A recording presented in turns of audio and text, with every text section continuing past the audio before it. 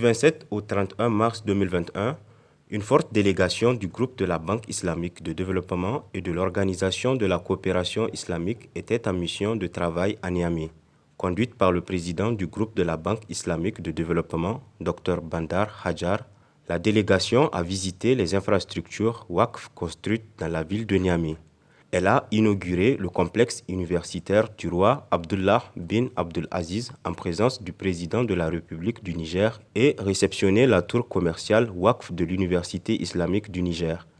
La délégation saoudienne a participé au lancement du premier Waqf public au profit des ayants droit des agents des forces de défense et de sécurité tombés sur les champs d'honneur.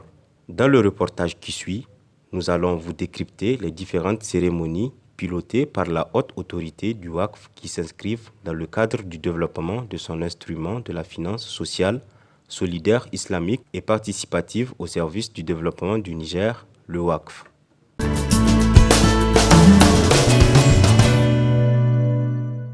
Située en face de l'hôpital général de référence, l'Université des jeunes filles de Niamey, baptisée Campus universitaire du roi Abdullah bin Abdulaziz, est construite sur un terrain de 11,2 hectares. La surface bâtie est de 55 mètres carrés, comprenant 31 bâtiments, dont 5 facultés pour 2500 étudiantes, des dortoirs pour une capacité totale de 1258 étudiantes, un amphithéâtre de 400 places, un centre de recherche, une bibliothèque universitaire, une clinique, une mosquée et une station d'épuration des eaux usées. Ce nouveau campus vient d'élargir la liste des réalisations faites au profit de l'enseignement supérieur. La cérémonie d'inauguration officielle du nouveau campus de l'Université islamique au Niger est présidée par le président de la République du Niger, Issoufou Mahamadou, en présence des représentants diplomatiques de pays membres de l'Organisation de coopération islamique au Niger, des chefs traditionnels et de plusieurs officiels. La réalisation de cet édifice était la volonté du feu le roi Abdullah bin Abdelaziz Saoud qu'Allah lui accorde sa clémence. Il s'inscrit dans le cadre de plusieurs projets humanitaires et de développement que feu le roi qu'Allah lui accorde miséricorde a instruit d'exécuter en guise de contribution à la lutte contre la pauvreté, à l'amélioration du niveau de vie et au développement communautaire durable. Le projet s'inscrit dans le cadre des efforts du Royaume d'Arabie Saoudite pour aider les pays membres et les communautés musulmanes établies dans d'autres pays dans leur développement socio-économique et la formation de ressources humaines capables de mener la marche du développement. J'ai le plaisir d'annoncer l'approbation de $100 800 américains pour l'octroi de bourses à l'Université islamique du Niger qui seront attribuées selon les règles et procédures du programme de bourse de la BID.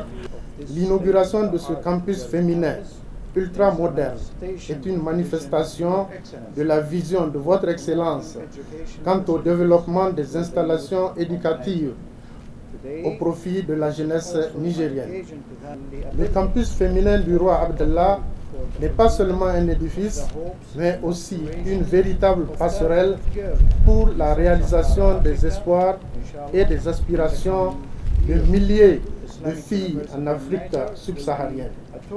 Dans les années à venir, si Dieu le veut, l'Université islamique du Niger sera le porte-flambeau en termes de fourniture d'installations de pointe aux jeunes filles d'Afrique de l'Ouest pour leur permettre d'étudier la science et la technologie et de contribuer ainsi au développement socio-économique de leur pays. Après la coupure du ruban, les officiels ont visité cette architecture ultra-moderne, un projet Waqf généreusement financé par Sa Majesté le regretté roi Abdullah bin Abdulaziz à hauteur de 35 milliards de francs CFA mobilisés par la Banque islamique de développement BID. Ce complexe éducatif entend offrir le meilleur environnement d'études aux étudiantes venant de plus de 25 pays de l'Afrique francophone. Ce projet contribue à la réalisation des objectifs du programme de Renaissance relatif à l'éducation. Nous avons beaucoup investi, comme vous le savez, dans ce secteur, à tous les niveaux, du niveau préscolaire jusqu'au niveau supérieur. Au niveau supérieur, en plus de cette université qu'on vient d'inaugurer, nous avons eu à créer 4 autres universités pendant les 2 mandats depuis 2011. La jeune fille occupe une place particulière dans nos efforts de développement du capital humain. Et justement, cette université est essentiellement consacrée aux jeunes filles, ce qui va dans notre objectif, qui est un objectif central pour l'avenir du Niger, l'objectif relatif à la transition démographique. Parce que pour réaliser cette transition démographique que nous appelons de nos voeux, il faut maintenir les jeunes filles à l'école le plus longtemps possible pour mettre fin au mariage précoce et aux grossesses précoces qui alimentent la croissance démographique exponentielle qu'on note dans le pays. Cela est extrêmement important. À l'issue de la cérémonie, 5 personnalités ont été décorées et élevées au rang de dignité des grandes croix dans l'ordre national du Niger, dont le feu roi saoudien Abdullah bin Abdelaziz à titre posthume.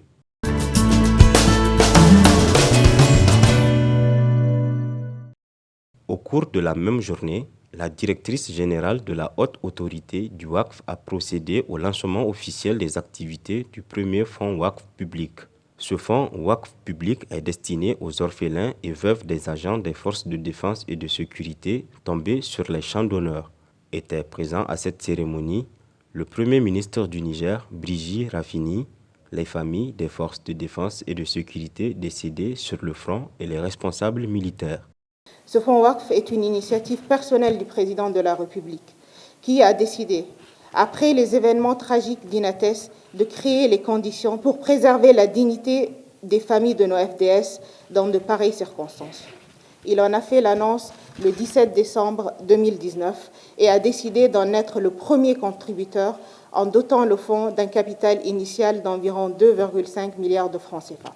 La mission de ce fonds WACF est d'apporter une assistance sociale additionnelle aux familles des personnes qui ont donné de leur vie pour préserver toutes les autres. Il est important de souligner le caractère additionnel de l'action de ce WACF pour sécuriser les moyens de vie des familles victimes en sus et non en substitution aux interventions de soutien social régulières au profit de ceux qui viennent à se trouver dans des situations accidentellement critiques. Tout ceci commence tout de suite par la remise au cours de cette cérémonie d'un chèque de 15 millions de dollars aux familles bénéficiaires, soit l'équivalent de 3 mois d'assistance couvrant la période de janvier à mars 2021. Le parrainage de plus de 500 orphelins en partenariat avec certaines ONG arabes et islamiques, dont la Fondation internationale islamique de bienfaisance et Care and Social Development.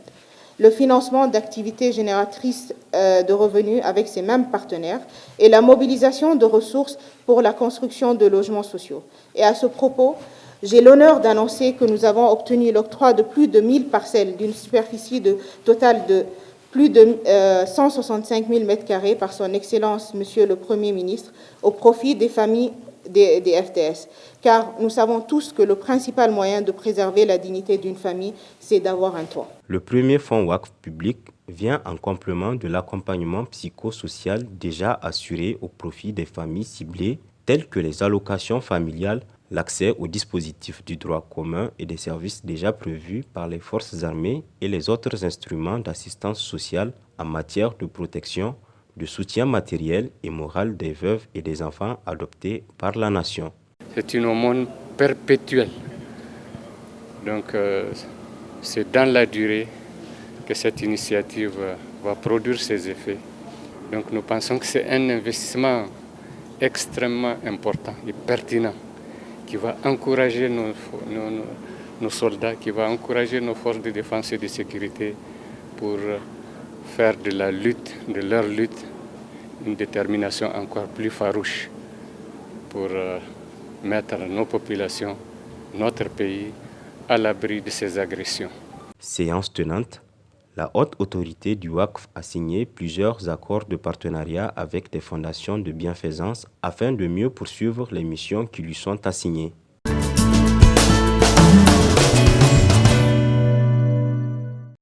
Pour soutenir et encourager les groupements des veuves des agents des forces de défense et de sécurité tombés sur les champs d'honneur, la haute autorité du WACF a organisé une foire dite Foire de Patriotes au Palais du 29 juillet. Ces veuves venues de toutes les régions du Niger valorisent les produits agro-pastoraux et artisanaux du terroir.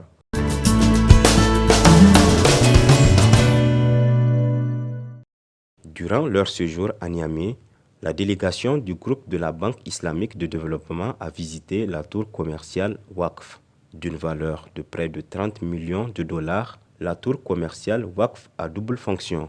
Elle est composée d'une plateforme de 13 étages dotée de 72 appartements, 121 chambres, 2 centres commerciaux de standing international, une grande salle de manifestation économique et une mosquée.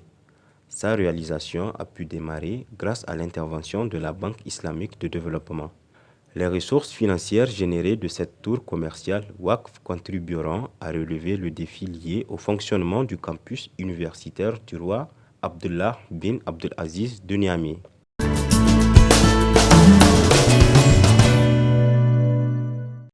Créée le 7 février 2020, la haute autorité du Waqf est résolument engagée à faire le Waqf au Niger un troisième secteur économique qui s'ajuste aux côtés des deux secteurs économiques traditionnels que sont le public et le privé.